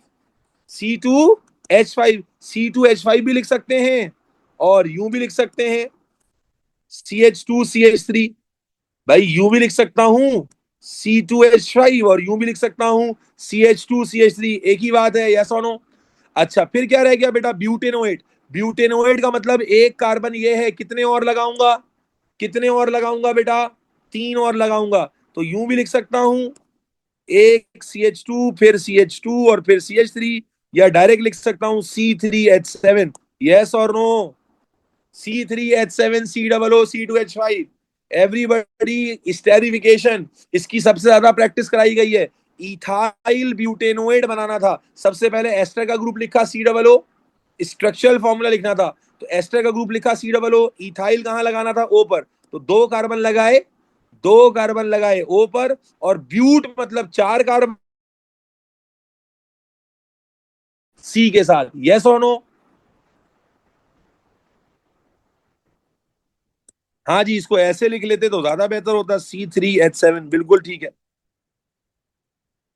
क्लियर बच्चों? यस और नो? अल्हम्दुलिल्लाह। ओके जी, नेक्स्ट क्वेश्चन आ गया। Polymers are made polymers are made by either addition. बेटा पॉलीमर के बगैर सवाल पूरा नहीं चल रहा। पॉली बेटा, polymers are made either by addition और कंडेंसेशन। आपको मालूम है या नहीं मालूम? बिल्कुल मालूम है। अब कहता है मोनोमर, देखो दिया हुआ है अल्कोहल और कार्बोक्सिलिक एसिड है। जल्दी से बताओ, अल्कोहल और कार्बोक्सिलिक एसिड के दरमियान एडिशन होगी या कंडेंसेशन होगी बेटा? एडिशन होगी या कंडेंसेशन होगी बेटा? एडिशन होगी या कंडेंसेशन होगी? कंडेंसेशन होगी। Name the type of linkage. कौन सा लिंकेज बनेगा भाई? कौन सा लिंकेज बनेगा? Ester linkage. कौन सा लिंकेज बनेगा बेटा? Ester linkage. यस और नो? जब कार्बोक्सिलिक एसिड और अल्कोहल होते हैं, किसी को मसला तो नहीं है? कौन सा कार्बोक्सिलिक भाई, जल्दी से बता दो प्लीज। लिखा है ना? यस और नो बच्चे? आगे चलो। फिर कहता है explain how that a polymer is made of condensation reaction. Equation से कैसे पता चल रहा है कंडेंसेशन हो? कैसे पता चल रहा है बेटा? As molecule of water is removed. Yes और नो बेटा? मॉलिक्यूल वाटर का रिमूव हो रहा है। या यूं लिख सकते हैं मोर देन वन प्रोडक्ट है। Very good. एडिशन पता चलती है हमें एक प्रोडक्ट से। इसको यूं भी लिख सकते हैं कि मोर देन वन प्रोडक्ट बन रहा है। Can you see? More than one product बन रहा है। यस और नो बेटा? आप लिख सकते हो वाटर रिमूव हो रहा है, इससे भी पता चल रहा है। मोर देन वन प्रोडक्ट से भी पता चल रहा है। कोई मुश्किल? बेटा रिपीट हुआ है ना, ऑर्गेनिक की थ्योरी की जो प्रैक्टिस कराई थी, ये सवाल आ चुके हैं ना उसमें भी। यस और नो? ओके। उसके बाद कहता है अ पॉलीमर कंटेन। बेटा इंपेरिकल फार्मूला का सवाल आ गया, बच्चों वाला सवाल है। अ पॉलीमर कंटेन, बेटा कैसे करेंगे? कार्बन है 10.8%, फ्लोरीन है 17.1%। याद है तरीका भी बताया था साफ सुथरा करने का। ब्रोमीन है 72.1%। कैसे करते हैं इंपेरिकल फार्मूला? इसको किससे डिवाइड करेंगे? 12 से। इसको किससे डिवाइड करेंगे? 19 से। इसको किससे डिवाइड करेंगे? ब्रोमीन का कितना होता है आखिर में दिया हुआ होगा? ब्रोमीन का होता है भाई साहब 80। इसको डिवाइड कर देंगे 80 से। हाँ भाई कैलकुलेटर उठा लो। 10.8 डिवाइडेड बाय, याद है सबको? पहले मोल रेशो बनाते थे, फिर एवरीबॉडी, ये तो भूलना नहीं है ना। डिवाइडेड बाय 12, ये आ रहा है 0.9। 7 डिवाइडेड बाय 19, ये भी आ रहा है 0.9। और 72.1 डिवाइडेड बाय 80, ये भी आ रहा है 0.9। यस और नो? तो सबको 0.9 से डिवाइड कर देंगे। जब सबको 0.9 से डिवाइड करेंगे तो क्या आ जाएगा? CFBr। यस और नो? 1:1 आ जाएगा। एवरीबडी, अब्दुल रहमान, अयूब। ठीक। आपको मालूम है कि बेटा पहले मोल रेशो निकालते हैं और फिर जो सबसे छोटा नंबर आता है उससे सबको डिवाइड करते थे। तो यहां तो 0.9 ही आ रहा था, तो 0.9 से ही सबको डिवाइड कर दिया। यस? कोई मुश्किल तो नहीं है? 3 नंबर मिल गए। 3 नंबर लेने में 30 सेकंड लगे, 30 सेकंड। अल्हम्दुलिल्लाह। आगे चलो। कहता है सम प्लास्टिक। बेटा ये सवाल भी पास पास पेपर में रिपीट हो चुका है, मैं पहले भी करा चुका हूं तुम लोगों को। पहले भी करा चुका हूं सवाल। Some plastics are made from polymers that are hydrocarbon, there are many environmental challenges by plastic. याद करो प्लास्टिक का क्या issue. Explain why there is an accumulation of plastic in the ocean. Plastic जमा क्यों होता है? क्योंकि plastics are non biodegradable, और ना ही ये डिसॉल्व होते हैं पानी में। इन वाटर, ना ये डिसॉल्व होके खत्म होते हैं, और ना ही ये पानी, ना बैक्टीरियल डिकम्पोजिशन से डिसॉल्व होते हैं। यस और नो? यस और नो? ना ये डिग्रेड होते हैं, डिकम्पोज होते हैं, ना ये डिसॉल्व होते हैं। और मैंने बताया था अगर जलाएं तो क्या होगा? टॉक्सिक गैसेस रिलीज करेंगे। यस और नो? और बर्न करें, सॉरी, अगर जमीन में दफनाएं तो लैंडफिल करेंगे।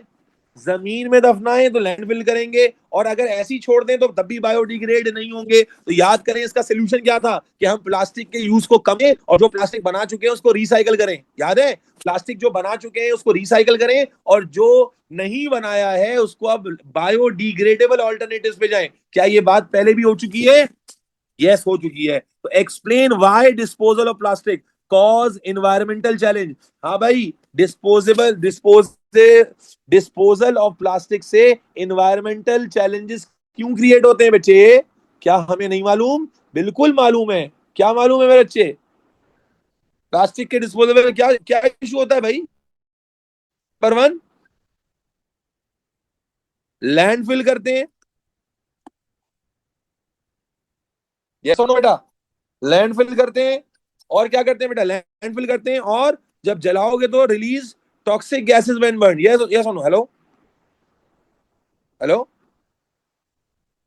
Toxic gases release toxic gases when burn. Yes और नो बेटा? इन्वायरमेंटल चैलेंज है ना भाई, टॉक्सिक गैसेस रिलीज करेंगे तो, सॉरी, बर्न करेंगे तो टॉक्सिक गैसेस रिलीज करेंगे जो नुकसान पहुंचाएगी। इसी तरह से जनाबे आली, अगर जमीन में दफनाएंगे तो जनाबे आली ये लैंडफिल कर देंगे। यस और नो बच्चे? पेपर खत्म, पेपर खत्म, पेपर खत्म, पेपर खत्म। मेरे बच्चे 1 hour 45 minute का पेपर था। मैंने 8 बज के कोई 10 मिनट पे शुरू किया था।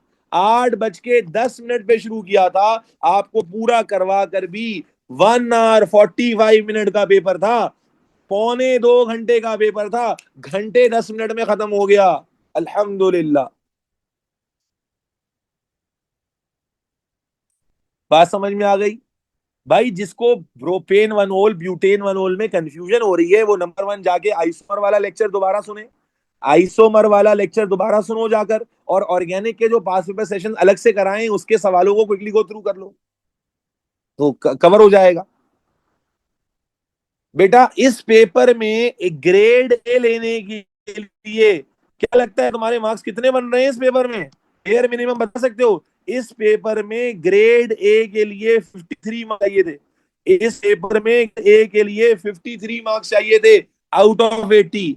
मुझे बताओ, क्या तुम्हारे 53, अबे क्या इस पेपर में 70+ मार्क्स बनते नहीं है? अगर तुम तरीके से करो 75 से भी ऊपर मार्क्स आएंगे तुम्हारे। अगर चलो एरर का 72 73 तो कहीं भी नहीं गए, 53 पे थे भाई, 53 पे। फिर अल्लाह का शुक्र अदा करो। सर ये कौन बच्चे हैं जो 53 मार्क्स तक जा रहे हैं? ये कौन बच्चे हैं जो 25 25 नंबर कटवा रहे हैं? इसका मतलब है बेटे, अगर आप कर पा रहे हैं ना तो अल्हम्दुलिल्लाह, आपने पढ़ा ऐसे है कि वो चीजें आप डायरेक्टली कनेक्ट कर पा रहे हैं, वरना बच्चा तो स्ट्रगल ही कर रहा है। ठीक है? अगर आपका आंसर एक या दो लाइन नीचे चला जाएगा, वो चेक होगा, बिल्कुल होगा। काइनेटिक एनर्जी को एग्जाम में के ई लिख सकते हैं? नहीं, पूरा लिखना होगा बेटा, पूरा लिखना होगा। एग्जाम में आप सिवाय इसके कि सिंबल्स ऑफ एलिमेंट लिखें, उसके अलावा कोई शॉर्टकट नहीं लिख सकते। ठीक है? चले भाई, अल्हम्दुलिल्लाह आज एक ही पेपर करना था, आज के लिए यहीं पर आपको अल्लाह हाफिज करेंगे। आज के लिए अल्लाह हाफिज करेंगे यहीं पर इंशाल्लाह। कल सुबह मिलेंगे बायो के पेपर के साथ। अपना बहुत सारा ख्याल रखिएगा। अल्लाह हाफिज व नासिर।